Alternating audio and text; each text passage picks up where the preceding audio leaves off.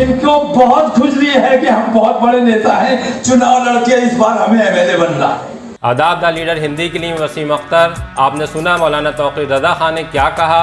मौलाना तौक़ीर रज़ा Khan all India इत्तेहाद मिल्लत council के राष्ट्रीय अध्यक्ष हैं, वो नबीर आला हज़रत भी हैं। उन्होंने पिछले दिनों एक मज़ेदार बात कही, उन्होंने खुजली का जिक्र किया। अगर हम खुजली की बात करें तो पॉपुलर मेरठ ही का इस पर मशहूर शेर है, नाम खुजली का बुरा लगता है सबको, लेकिन मुस्तकिल फिर भी खुजाने में मज़ा आता है। इससे आपको अंदाज़ा हो गया होगा कि खुजली पर अक्सर शेर भी बने हैं और इसका इस्तेमाल जो है वो व्यंग्यात्मक लहजे में किया जाता है।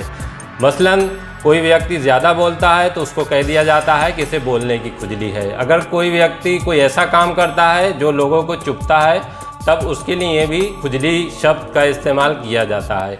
अगर हम खुजली की बात करें तो ये शब्द हिंदी का है और डॉक्टर इसे एलर्जी बताते हैं, लेकिन प्रचलित खुजली ही है।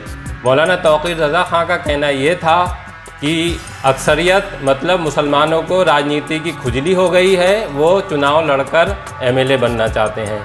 उनका कहना साफ था कि बहुत से ऐसे लोग हैं जिन्हें चुनाव लड़ने की खुजली है, वो बहुत सी पार्टियों से टिकट मांग रहे हैं। उनकी बात अगर हम ज़मीन पर तोलें, देखें कि सच कितना है, तो वो दिखाई भी देता है। जैसे अक्सर आप बरेली की बात करें तो 9 विधानसभाओं में जिधर भी निकल जाइए ज़्यादातर होर्डिंग, बैनर, पोस्टर मुसलमान कैंडिडेट के लगे हैं जो ख़ुद को भावी उम्मीदवार लिख रहे हैं। भावी उम्मीदवार लिखने के पीछे तर्क ये है कि समाजवादी पार्टी में बहुत से लोगों ने आवेदन किया है। समाजवादी पार्टी में मुसलमानों के टिकट मांगने वालों की एक लंबी लाइन है। इसमें शिक्षाविद भी शामिल हैं, वो लोग भी शामिल हैं कि जिन्होंने कभी चुनाव नहीं लड़ा है, यानी वो ग्राम पंचायत के मेंबर भी नहीं हैं लेकिन एमएलए का ख्वाब देख रहे हैं।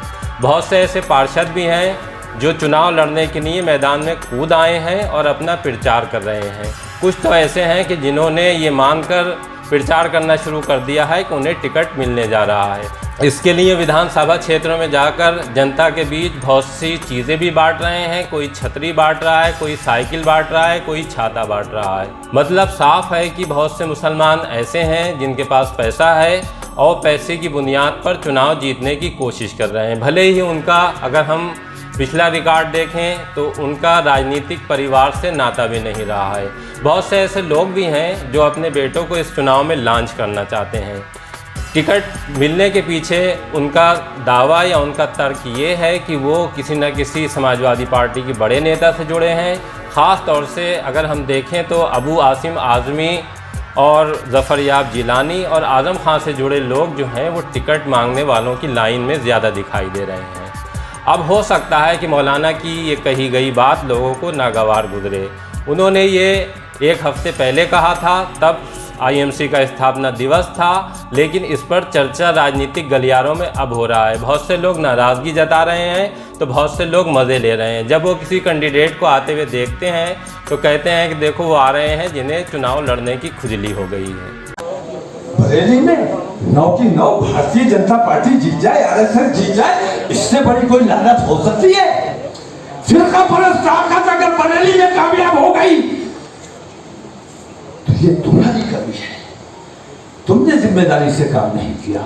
मैं अपने कार्यकर्ताओं से मुखातिब हूँ और मैं कहता हूँ कि अगर वाकई तुमने ईमानदारी से काम किया होता, मैंने तो पिछली बार ये सोचकर कि मेरे लड़ने से कहीं नुकसान होता है, वोट की तकसीम होती, मैं चुनाव नहीं लड़ूंगा, आप लोग लड़िए। मैं तो पिछली बार चुनाव नहीं लड़ा। जब मैं लड़ता था तब भारतीय जनता पार्टी कितना जीतती थी और जब मैं नहीं लड़ा तो कितना जीत गई। इसकी वजह क्या है, इस पर गौर कर लेना।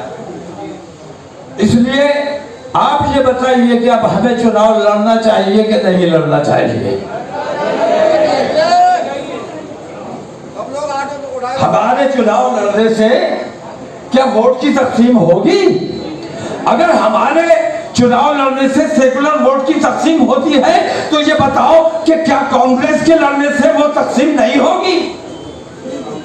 भारतीय जनता पार्टी के खिलाफ जितने लोग हैं सेकुलरिज्म में यकीन रखने वाले हिंदू मुसलमान तमाम मिलकर अगर मुत्तहिद होकर इनके खिलाफ मोर्चा खोलेंगे तभी काम चलेगा। लेकिन कांग्रेस अपने उम्मीदवार उतारेगी, बहुजन समाज अपने उम्मीदवार उतारेगा, आप वाले आएंगे वो अपने उम्मीदवार उतारेंगे, और यहाँ पे अक्सरियत मुसलमानों की होगी जिनको बहुत खुजली है कि हम बहुत बड़े नेता हैं, चुनाव लड़के इस बार हमें एमएलए बनना है।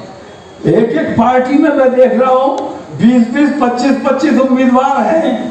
मैंने पूछा इनमें हिंदू कितने हैं, मुसलमान कितने, बोले सारे मुसलमान हैं। अब ये बताओ कि जब सब नेता बन जाओगे यार, तो कार्यकर्ता कौन रहेगा, खिदमतगार कौन रहेगा, काम कौन करेगा? और फिर नेता किसके बनोगे? बहुजन समाज के, कांग्रेस के।